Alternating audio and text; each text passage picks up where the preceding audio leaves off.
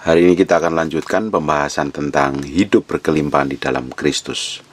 Orang mungkin bertanya, apakah pengajaran semacam ini tidak akan membuat orang menjadi materialistis?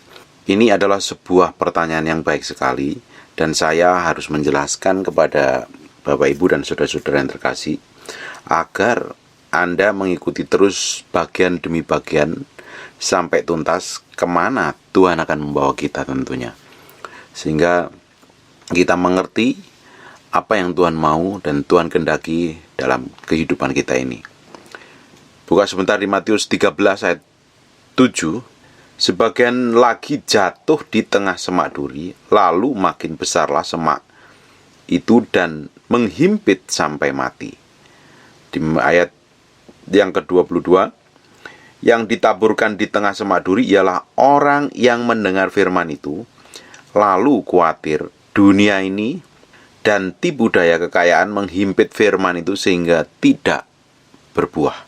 Arti semak duri dalam konteks ini adalah tipu daya kekayaan. Kekayaan itu dapat menipu. Namanya adalah tipu daya kekayaan. Caranya sederhana sekali. Kekayaan dapat menipu kita dengan cara mengelabui kita sehingga kita menganggapnya sebagai milik kita. Ini adalah tipuan yang luar biasa. Banyak orang Kristen memiliki pandangan seperti ini, bahwa kekayaan yang ada pada kita adalah milik kita. Inilah tipu daya kekayaan, Bapak Ibu.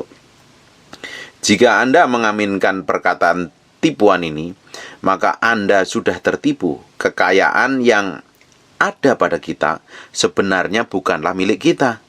Saya akan membuktikan kepada Anda bahwa kita sebenarnya hanyalah pengelola harta kekayaan milik Tuhan. Kita sebenarnya tidak mempunyai hak untuk memiliki, namun kekayaan itu sendiri selalu akan berkata bahwa dia itu milik kita.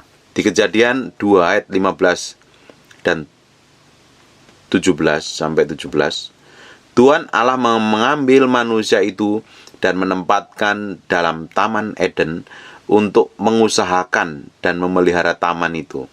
Lalu Tuhan memberi perintah ini kepada manusia. Semua pohon dalam taman ini boleh kamu makan dengan bebas, tapi pohon pengetahuan tentang yang baik dan yang jahat itu janganlah kau makan buahnya, sebab pada hari engkau memakannya pastilah engkau mati. Tuhan memberi larangan mana yang boleh dan mana yang tidak, karena tetap saja Tuhan yang mempunyai Taman Eden itu. Manusia hanya ditempatkan untuk memelihara dan mengusahakan taman itu. Mungkin Anda bertanya, atau banyak orang bertanya, apakah ada bukti lain yang menyatakan bahwa Tuhan yang punya? Jelas ada. Salah satunya adalah bahwa Adam dan Hawa diusir dari taman itu. Ini berarti Tuhan sebagai pemilik yang mengusir orang-orang yang tidak memiliki taman itu. Dalam kehidupan kita sekarang juga sama halnya. Segala sesuatu sebenarnya adalah milik Tuhan. Kita hanyalah sekedar memelihara dan mengelola apa yang dipercayakan oleh Tuhan dalam kehidupan kita. Mazmur 23 ayat 1, Mazmur Daud, Tuhan adalah gembalaku, takkan kekurangan aku. Dari ayat tersebut semakin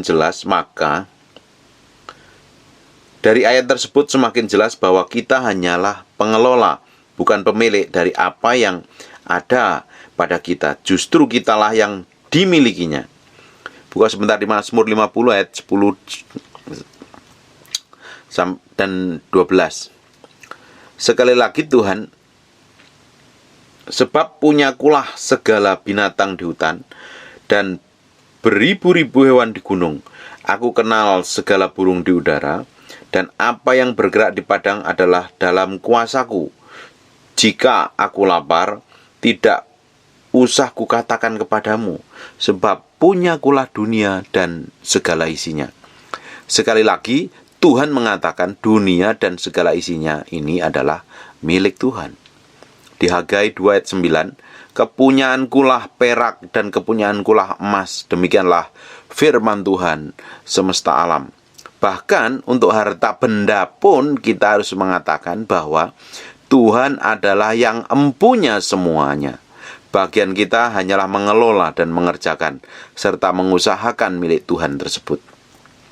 Daud adalah pribadi yang luar biasa, dan ia adalah contoh yang rendah hati dan tahu diri. Pada suatu hari ia mengumpulkan persembahan untuk bait Allah. Jumlah yang dikumpulkan begitu besar sehingga 3 miliar dolar Amerika kalau kita hitung dengan nilai mata uang hari ini. Kita akan coba buka di 1 Tawarik 29 ayat 10-14. Lalu Daud memuji Tuhan di depan mata segenap jemaah itu. Berkatalah Daud, "Terpujilah Engkau ya Tuhan, Allah Bapa kami Israel, dari selama-lamanya sampai selama-lamanya. Ya Tuhan, punyalah kebesaran dan kejayaan, kehormatan, kemasyhuran, dan keagungan. Ya, segala-galanya ada di langit dan di bumi. Ya Tuhan, punyamulah kerajaan, dan Engkau yang tertinggi itu melebihi segala-galanya sebagai kepala. Sebab kekayaan dan kemuliaan berasal daripadamu, dan Engkaulah yang berkuasa atas segala-galanya.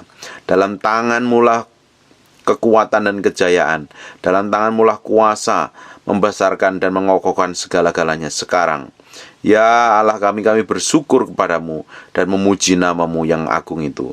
Sebab siapakah aku ini dan siapakah bangsaku sehingga kami mampu memberikan persembahan sukarela seperti ini? Sebab daripadamulah segala-galanya, dan dari tanganmulah sendiri persembahan yang kami berikan kepadamu."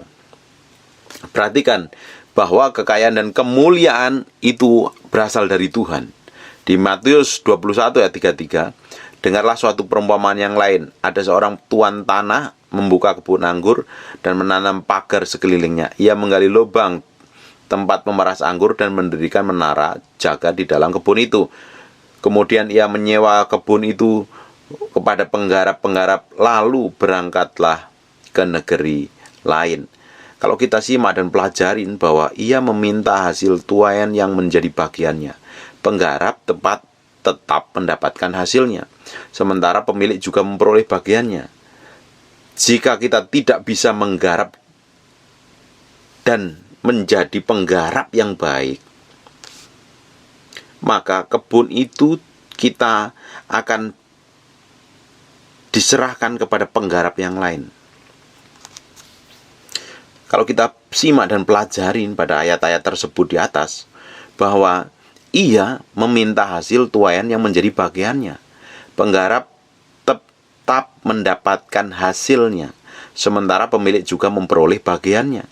Jika kita tidak bisa menjadi penggarap yang baik, maka kebun kita akan diserahkan kepada penggarap yang lain, yang kelak akan menyerahkan hasilnya kepada pemilik pada waktunya. Kita harus menyadari bahwa segalanya milik Tuhan, bukan milik kita. Karena kita hanya sebagai pengelola. Kita hanya seperti kasir. Uang yang ada di milik yang kita hanya seperti kasir. Uang yang ada bukanlah milik pribadi kita. Bila Tuhan berkata, "Berikanlah kepada si A dan si B," maka bagian kita hanyalah mengerjakan perintah itu. Dan bila kita mengerjakan, maka hal itu sudah merupakan bagian yang terbaik. Tetapi jika kita menggunakannya semau kita, maka kita sudah terpengaruh oleh tipu daya kekayaan tersebut. Talenta itu tidak diberikan begitu saja, namun hanya diserahkan untuk digarap. Sehingga waktu tuannya datang, dibuatnyalah perhitungan. Ini membuktikan bahwa selama ini para hamba hanyalah pengelola. Sedangkan hamba yang jahat mengatakan hal yang buruk sekali, seperti yang ditulis pada Matius 25 ayat 24. "Kini datanglah juga hamba yang menerima 1 talenta itu dan berkata, 'Tuan, aku tahu bahwa Tuan adalah manusia yang kejam, yang menuai di tempat di mana Tuan tidak menabur, dan yang memungut dari tempat di mana Tuan tidak menanam.'" Coba perhatikan baik-baik. Omongan hamba pada ayat di atas sangat salah, sebab majikannya sebenarnya menabur dan ia pasti harus boleh menuai tentunya. Dan tuannya jelas tidak merampok. karena itu adalah miliknya. Hamba itu jelas tidak menyadari bahwa ia sebenarnya hanyalah pengelola, bukan pemilik. Namun, ia bukanlah pengelola yang baik. Kalau kita memiliki harta, sebenarnya tangan Tuhanlah yang menjadikan kita kaya, bukan usaha kita sendiri. Jadi Tuhanlah yang berhak atas segala harta kita, sedang kita sendiri hanyalah pengelola yang baik. Pengelola yang baik akan menggarap, akan membuat yang digarapnya itu menghasilkan yang terbaik untuk tuannya. Dan ketika tuannya menyuruhnya untuk mengelolanya, mengaturnya, dan memintanya, si penggarap hanya bisa melakukannya. Sebab kita ini adalah pengelola, bukan pemilik dari seluruh harta kita. Tapi banyak orang tertipu bahwa semua yang kita miliki hari ini, dari apapun itu, dari semua uang, talenta, harta, mobil, rumah, atau apapun semua yang dimiliki, orang berpikir bahwa dia itu adalah miliknya dan berhak memakai seenaknya sendiri. Padahal itu adalah yang dipercayakan Tuhan, dan kita kalau jadi pengelola yang baik harus mengerjakan seperti apa yang empunya miliki. Ketika Tuhan minta ini dan itu, kita harus rela memberikannya dengan baik. Kalau tidak, kita akan dicapnya sebagai hamba yang jahat, yang tidak mengerjakan atau melakukan, menggarapnya dengan baik tentunya. Ingat baik-baik, kita adalah pengelola dan bukan pemilik. Amin. God bless you.